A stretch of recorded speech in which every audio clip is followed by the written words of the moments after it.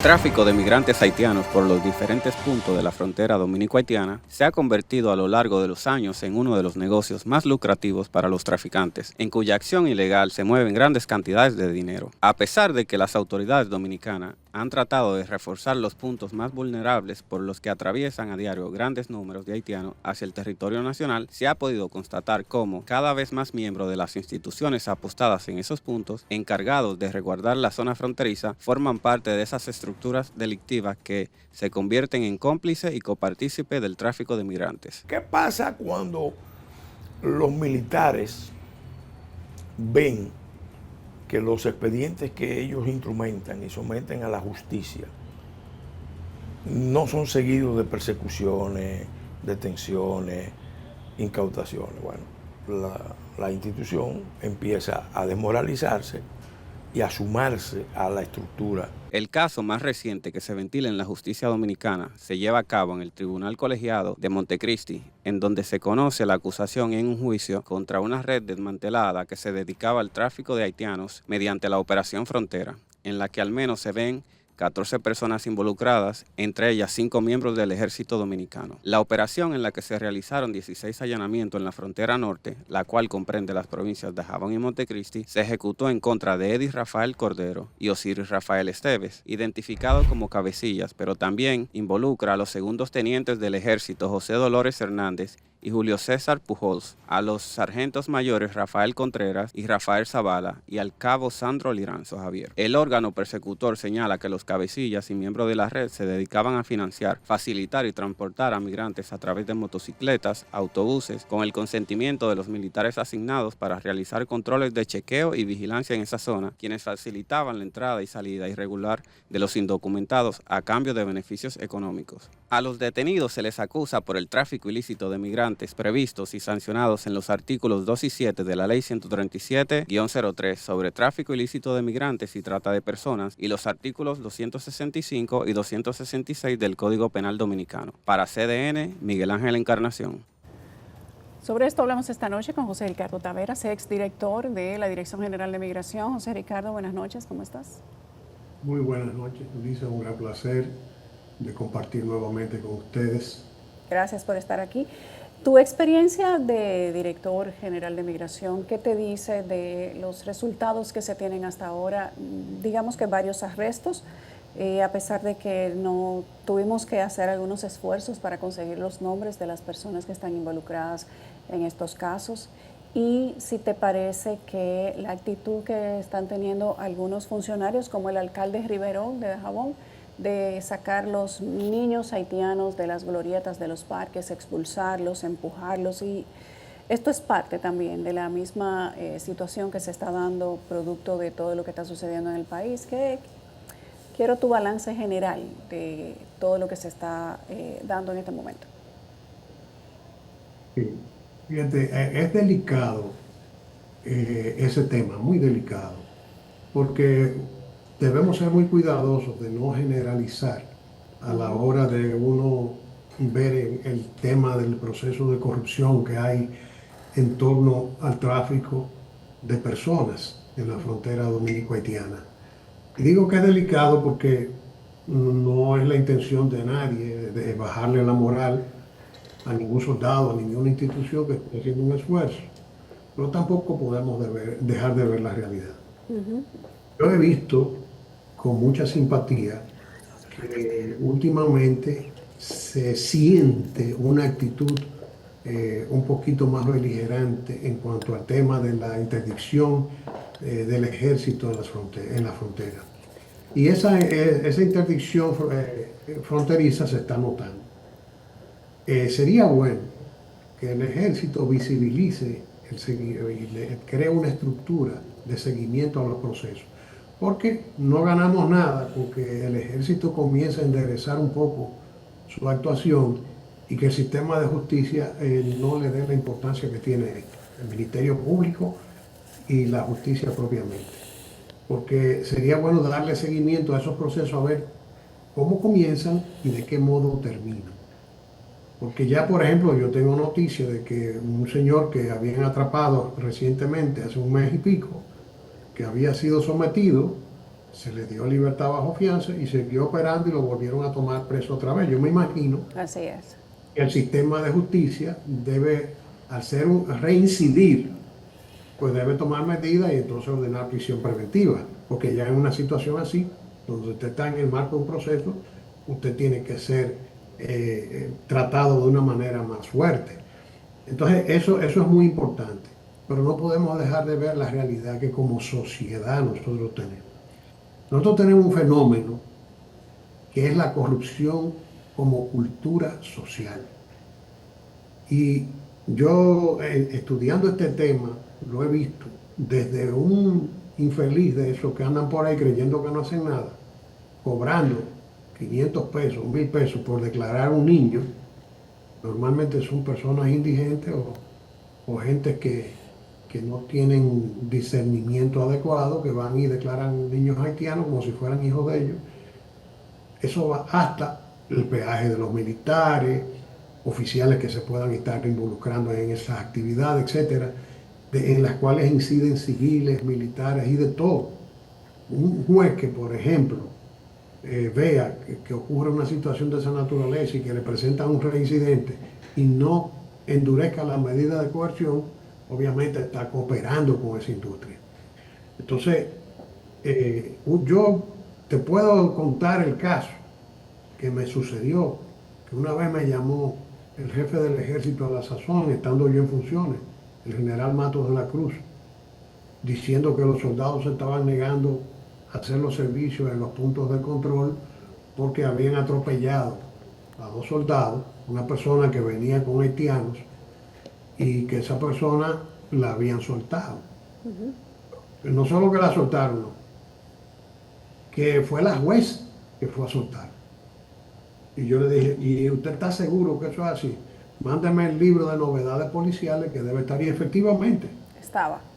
me mandaron una nota a puño y letra de la juez que iba a conocer la medida de coerción, entregándole el precio. O sea, para que tú entiendas que el tema no es tanto que la gente dice los guardias, la gente dice los policías, la gente dice, hay de todo, hay de todo. Entonces, obviamente lo que sí debe cooperar el ejército en este proceso es de tratar de mantener una bitácora y llevar el día a día del proceso, de cada proceso abierto, porque para saber dónde termina, porque después del espectáculo de que se atrapa a una persona infragante, no sabemos si lo condenaron, si no lo condenaron, con el código procesal penal, como les dicen medio en broma y en serio. Resulta que la mayoría de esos procesos perimen, y entre el jueguito de un envío y un reenvío, los jueces tienen una licencia de acoger la perición del proceso a los 4 años por cualquier, aunque hayan elementos que indican que debe ser extendido el plazo. Entonces ese tipo de cosas hay que seguirlas focalizando, hay que hacer levantamiento de la información y sobre todo seguir exigiendo que las autoridades sigan siendo firmes en la aplicación de la ley. Hay que estimular lo que está pasando, aunque debemos, sin dejar de decir, que eso no ha detenido el tráfico, que se puede ser que se esté haciendo lo que se hace, por ejemplo, con el tráfico de drogas, que se sacrifican cargamentos de vez en cuando para simular que una autoridad trabaja y que sobre esas bases en la realidad no está operando un sistema ético. Hay cuestiones de fondo que hay que abordar, que ya no sé, por el tiempo del programa no me gustaría dedicar todo el tiempo a esta pregunta, pero hay transformaciones institucionales que hay que hacer. Pareciera, José Ricardo, uno pensaría que todo se resume a lo que pasa por la frontera o a los vehículos que pasan por los pasos fronterizos. Sin embargo, las imágenes que estamos mostrando ahí, vamos a ver si Erika vuelve y las pone, te muestran que la frontera no es donde están los pasos fronterizos. Hay una cantidad de caminos. Miren, eso que ustedes ven ahí son ciudadanos haitianos que cruzaron de territorio haitiano al de República Dominicana, cortaron todos los palos que pudieron, quemaron la madera y se llevan carbón para venderlo en su país. ahí no aparece una persona del ejército en ningún lugar, porque hay zonas del país que son verdaderamente complejas para la seguridad y la gente podría pensar que es que hay una puerta en cada zona fronteriza y no es así. Obviamente, en torno a las puertas hay corrupción. Cuando yo te hablaba ahorita de que hay muchas medidas que tomar, que no me atreví a tomar, pero te puedo esbozar algunas. Por ejemplo, a mí me parece que si la competencia de la seguridad de la frontera es del ejército, tú no puedes crear un cuerpo especializado de seguridad fronteriza que también sea de las Fuerzas Armadas. Porque tú estás poniendo, como dicen, mandando la carne con el mismo gato. Tú tienes que crear un órgano que sea de control cruzado para que uno y otro se supervigilen y se contrapesen por un punto. A eso que tú te referías, eso es así. Por ejemplo, no hay forma, hay una decisión que para resolver este tema es importantísimo. Si tú no incorporas la zona fronteriza al país, y eso tú lo haces a través de la construcción, pero la construcción de la carretera internacional es de un valor estratégico para la seguridad nacional.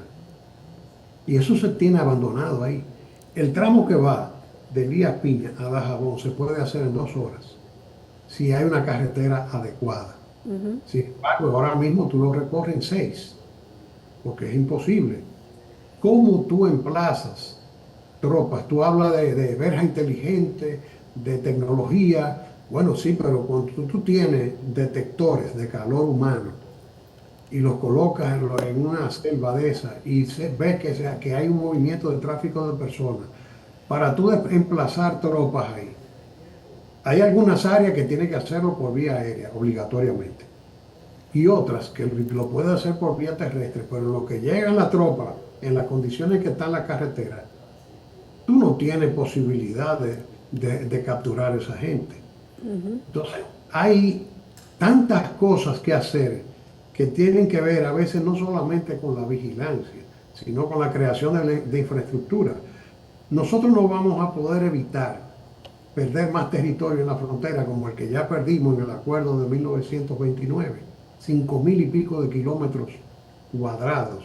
Todo eso que está ahí, Guanamete, hasta el lugar que se llama San Miguel de la Atalaya, era la frontera natural histórica de la República Dominicana y Haití hasta 1929. Y tuvimos que entregarlo. ¿Sabe por qué?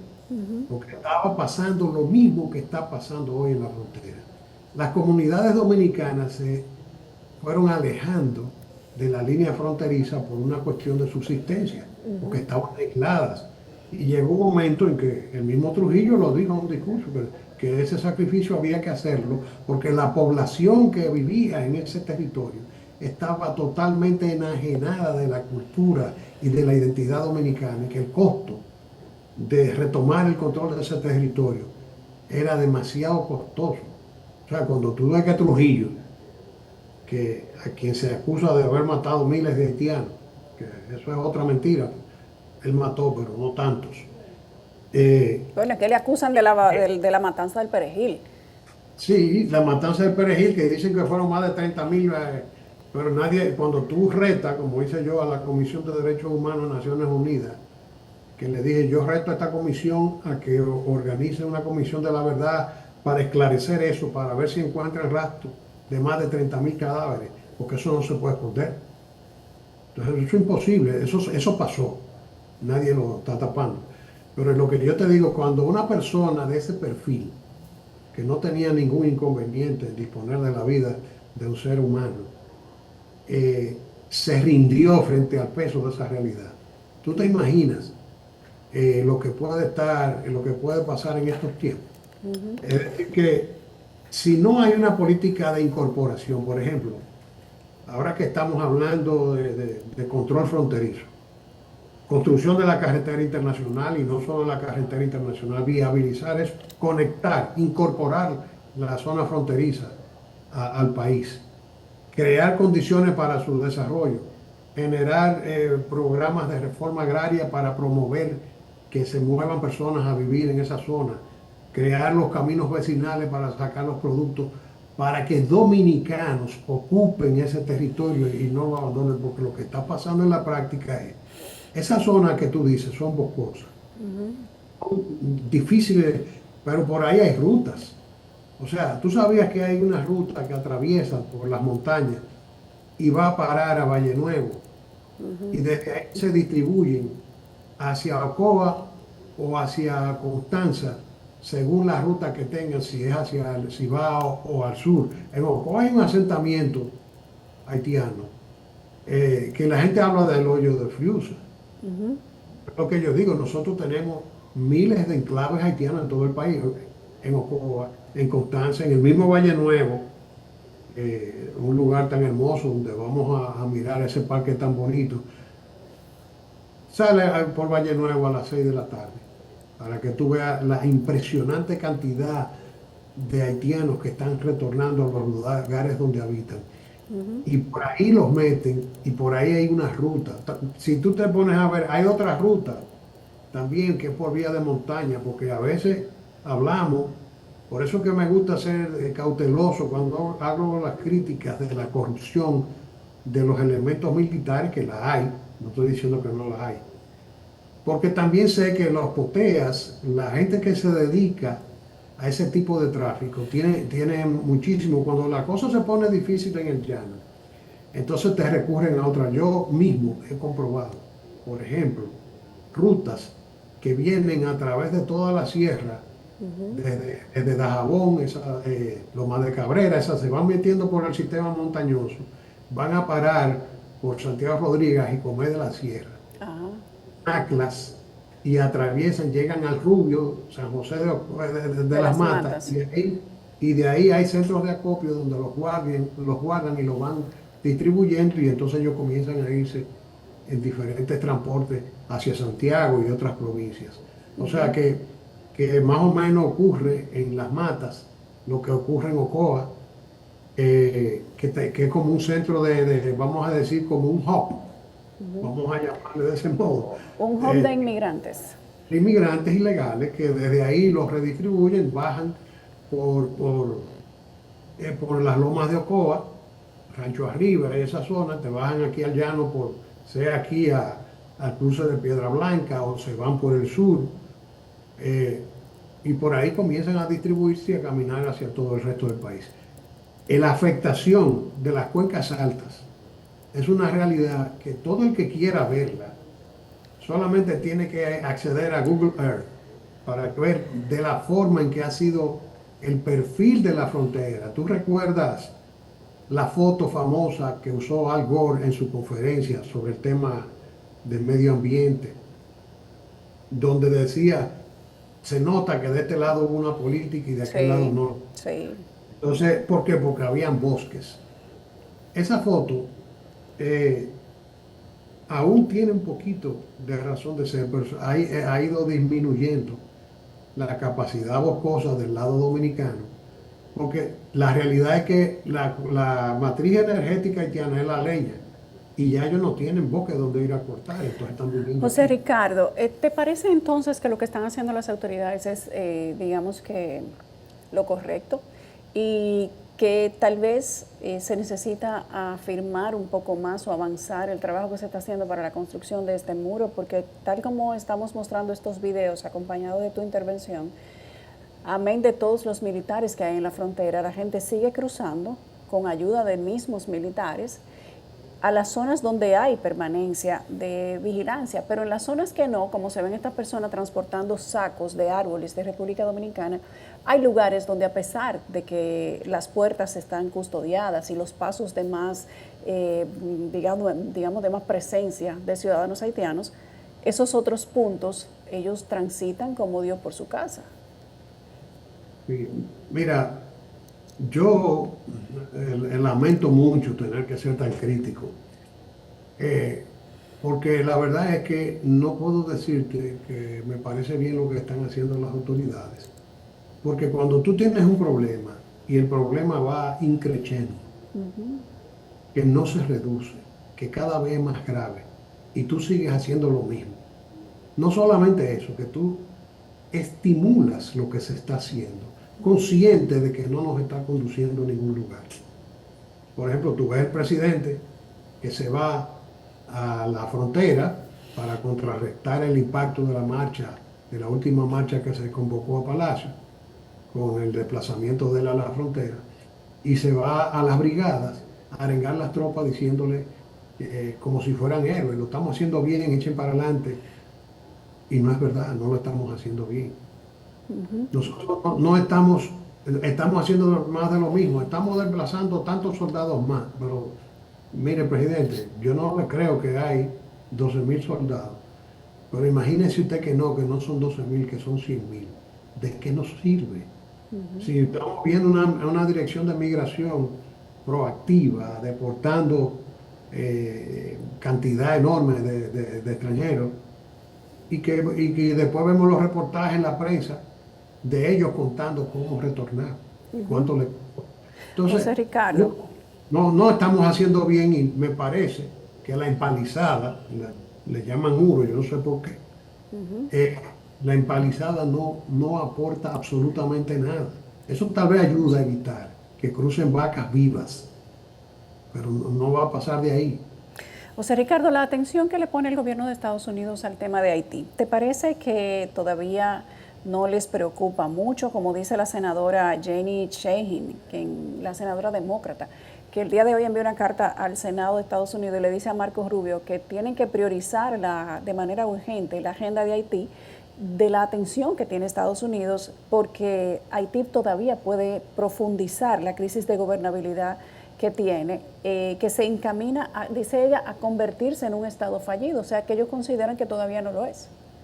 Sí, bueno, mira, en un escenario en que Estados Unidos está liderando un cambio de paradigma sistémico, ¿verdad? Del orden que se estableció después de la Segunda Guerra Mundial, donde hay toda una revolución, porque eso hay que admitirlo, que la administración Trump está replanteando la comunidad internacional totalmente y enfrentando sus propios aliados. En un escenario de esa naturaleza, los Estados Unidos no tienen tiempo para pensar en Haití, ni en la República Dominicana. Yo creo que pura y simplemente, en una ocasión vi un video del expresidente Biden cuando era senador, cuando aún estaba lúcido, y en esa ocasión él decía que si Haití se hundía a la profundidad que fuera en el Mar Caribe, a ellos no les importaba. Y creo que esa actitud es la actitud que tiene en general los Estados Unidos y la comunidad internacional. ¿Tú crees que los europeos, por ejemplo, van a estar pensando en lo que esté pasando con Haití cuando ellos tienen sus propias economías al borde del colapso con el desafío que está planteando Trump con la guerra comercial? Con el desafío que tienen con la preocupación de un Putin agresivo que quiere reconstruir el espacio de la antigua Unión Soviética y retomar el control de las ex repúblicas socialistas soviéticas, porque de eso se trata lo que pasa en Ucrania, de eso se trata lo que pasó en Georgia. ¿Tú crees que la Unión Europea va a estar pensando que en Haití no se está comiendo? No les importa un comino. Haití es un problema de los haitianos, y después de los haitianos es nuestros, en la medida en que nosotros tenemos que tener políticas que nos ayuden a contenerlo lo más que se pueda. Nos va a impactar siempre, eso no va a pasar. Es un desafío permanente mientras exista la República Dominicana. Tremendo desafío. Tremendo desafío, no va a morir nunca. Ahora, ellos están, fíjate cómo hablan de que se va a convertir en un estado colapsado. Yo me pregunto, ¿cómo que se va a convertir? Consideran que no lo es todavía. Entonces, ellos es porque no tienen conciencia. En Haití hay que tomar medidas. La primera de ellas es permitir la rearticulación del ejército haitiano. Porque el poquito de orden que siempre hubo en Haití giró en torno a la existencia del ejército haitiano. El desmantelamiento del ejército haitiano está en la matriz de todo este desorden que se está dando aquí. Lo segundo es comprender que ya, quizá por ejemplo en esta administración Trump sea más comprensible, porque tú ves que el presidente Trump se pasea por Medio Oriente y el discurso que plantea está diciendo, miren, el Estados Unidos que venía aquí a darle papá a ustedes, tratando de imponerle su cultura política, su democracia, eso se acabó. Nosotros lo vamos a respetar en base a lo que ustedes decidan, ustedes sean como deben ser. Se está dirigiendo a esas monarquías del Medio Oriente que sencillamente donde siempre estuvieron acosadas por el tema de prácticas democráticas y demás. Nosotros no nos volvemos a meter con ustedes. Avancen como ustedes puedan y nosotros vamos a respetar que ustedes sean los que decidan lo que deban decidir. Ahora vamos a ser socios, vamos a ser amigos y hacer negocio. Esa es la que está guiando a los Estados Unidos. Y en este momento, los ojos de Medio Oriente, la situación de Medio Oriente, que está más lejos de Estados Unidos, aunque hay petróleo, hay tierras raras, hay una cantidad de cosas, les genera mucha más urgencia a las grandes potencias que lo que tienen un poco del lado del patio trasero, que es Haití. Por supuesto, porque no hay en ese núcleo que tuviste ahí, Yulisa, de la visita de Trump, está, vamos a decir, una de las columnas vertebrales del dólar, moneda internacional.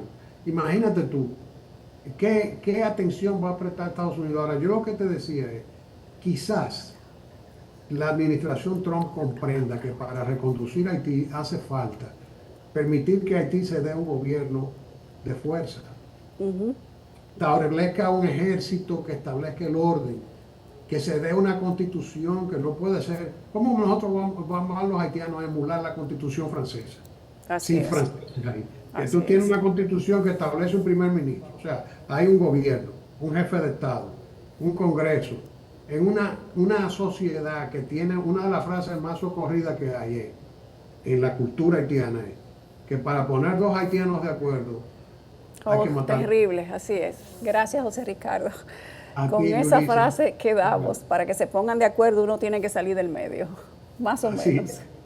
Gracias a José Ricardo Taveras, exdirector general de Migración. Con él abordamos algunos puntos de la política migratoria y las últimas imágenes que ustedes han visto respecto de ciudadanos haitianos cargando con vegetación de República Dominicana quemada sin que haya ningún tipo de intervención militar. Tenemos que hacer una pausa. Tenemos en la línea telefónica al regreso al alcalde Riverón, Santiago Riverón de Dajabón, y con él agotamos qué piensa cuando dice que ya se cumplió el plazo que dio a los haitianos para salir de Dajabón y cuando la ministra de Interior y Policía ha dicho que esa no es su función. ¿Qué va a pasar en la zona de Dajabón a partir de estas declaraciones?